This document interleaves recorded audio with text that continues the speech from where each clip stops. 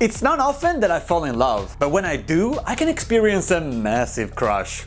Some time ago, I was browsing the internet when, all of a sudden, I came across an absolute beauty. Oh my gosh, it's stunning! A Fallout case? How did I miss that? I've got to have it, no matter the cost. This thing is gorgeous. Money is no object. Really, it doesn't matter, even if it's... What? 299 Eagle dollars? Are you kidding me? That's 385 kangaroo dollars! No way, I'm going to build my own! Luckily, Silverstone makes a nice-looking, decently priced red computer case that I can easily improve. I can't wait for them to make a yellow one, so I can turn it into a Cyberpunk 2077 case. Hey, that's a nice idea for you to try. Anyways, ahead of today's episode, I downloaded some Fallout-inspired graphics from the internet, custom designed my own stickers to attach to this case, and got them printed. A little touch of LEDs will then complement the aesthetics of the case, because we all know it, you wouldn't want to build anything in the 21st century without RGB lights. And the same goes for liquid cooling. So cool! I really like my Mini ITX case by Corsair that I'm using at the moment. It fits nicely into my IKEA cabinet and it's almost invisible, sitting behind my monitor. But it's time to upgrade and build something very visible and very awesome. So why Fallout? Well, simply because it's one of the best video game franchises of all time. Despite Bethesda's best efforts to anger its fans, with Fallout 76 and Fallout Money First. And you know how much I love the subscription model for software. Not. My favorite of the series is Fallout 4. It's the perfect example of a really good game. Yes, when it came out in 2015, I found its graphics already outdated and definitely not on par with other games of the time. But it grew on me. Fallout 4 is not about the quality of its textures or shaders. It's about a compelling story, a great soundtrack, the amazing art design behind it, the neat crafting and skill system, the weapons customizations, plus DLCs, mods, tons of user-generated content and so much more. Together with Minecraft and Far Cry, it's one of the few video games that I enjoy playing over and over again. But let's get back to today's quick hack. New case, new computer. I want to put together a serious system, capable of editing 4K videos smoothly and play demanding games in my downtime. In general, I don't like focusing too much on components because they change all the time, and my episodes are more about ideas, the creative side of building things, and about stimulating people to develop their own imagination and do cool stuff. Plus, this Fallout-themed case that I'm about to build is going to outlive its internal components, either because I'm going to upgrade them in the future or because I'll simply pass it on to someone else when moving to a newer and more awesome creation of mine. For those of you who are curious, today I'm going to assemble a system powered by an AMD Ryzen 3950X. I got it for a pretty decent price since the new Ryzen 5000 series came out. And as far as video editing goes, the new 5950X is only 5% faster, so who cares? And I would rather save some bucks than have the latest gadgets. Plus, going from my current 6 to a 16-core CPU, well, still sounds like a pretty sweet upgrade to me. Memory-wise, how much RAM is enough? Well, I tested popular video games and productivity software on my current PC just to check how much RAM gets utilized. I ran Adobe Audition, Photoshop and Premiere Pro at the same time, each one of them with 3 big files or projects open. I also played Metro Exodus at full resolution on extreme settings. And long story short, the system never used more than 20 GB of memory. So in this specific but common scenario, 32 GB are a good choice. And whoever tells you that you need 64 or 128 or 1.5 terabytes, 21 gigawatts! is simply a moron. Now the graphics card. The situation here is a bit complicated. For the moment, I decided to keep using my old and trusty NVIDIA GTX 1080 Ti because performance per dollar it still provides excellent value. I purchased this card shortly after it was launched. It was the top tier GPU in the non-professional market and it cost a whopping $1,129.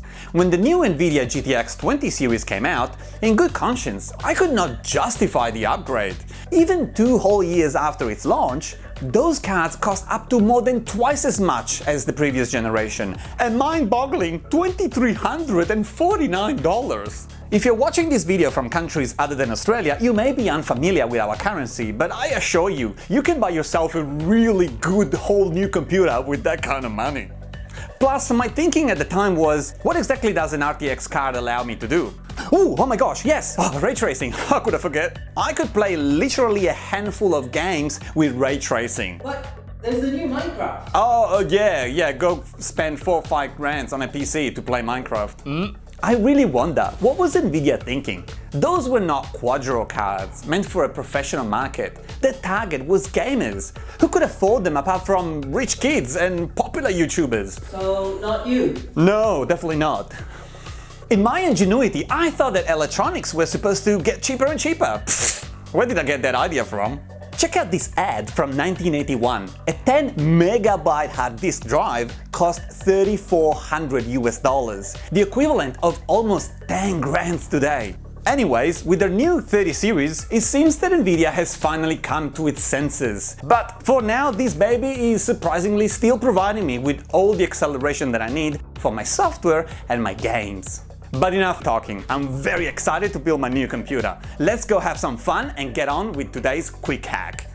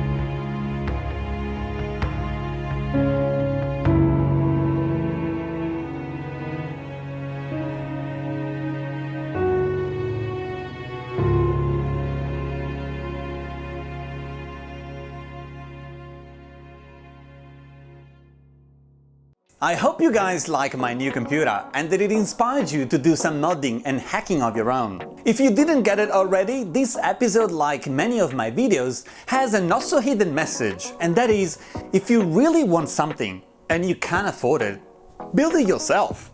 As a final note, I have to say, I love technology, but I'm a bit disappointed with the current market trends. The cost of manufacturing components has plummeted over the years, and we enjoyed massive savings for quite a few decades. But in recent times, this trend has reversed course, because companies have started pricing their products not based on development and manufacturing costs, but on how much people are actually willing to pay for such things. You see, nowadays, companies make these complex calculations considering projected sales at different price points, purely to achieve maximum profit. And the results are prices go up, we get ripped off, and consumer technology is becoming luxury technology. And the marketing and naming of today's products, oh man, that deserves a video of its own. Adobe Premiere Pro, Microsoft Surface Pro, Apple MacBook Pro, Mac Pro, iMac Pro, iPad Pro, iPhone Pro, come on! What's next? An Apple Watch Pro? So people can look at the time like a freaking pro, because pros, they just do it like... You get my gist, it's all just marketing bullshit. But enough with my rants. If you enjoyed watching this video, please like, subscribe and share. And keep following my channel for more cool, quick hacks. It's my time, I better be committed, 'cause baby, I'm fine. You know I'm fine. Living in danger. Baby, I'm fine. Better be committed, 'cause baby, I'm fine.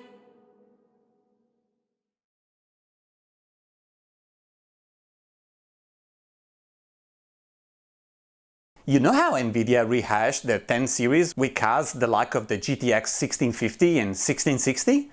Wouldn't it be cool if they came out with an RTX 2077? That would be awesome!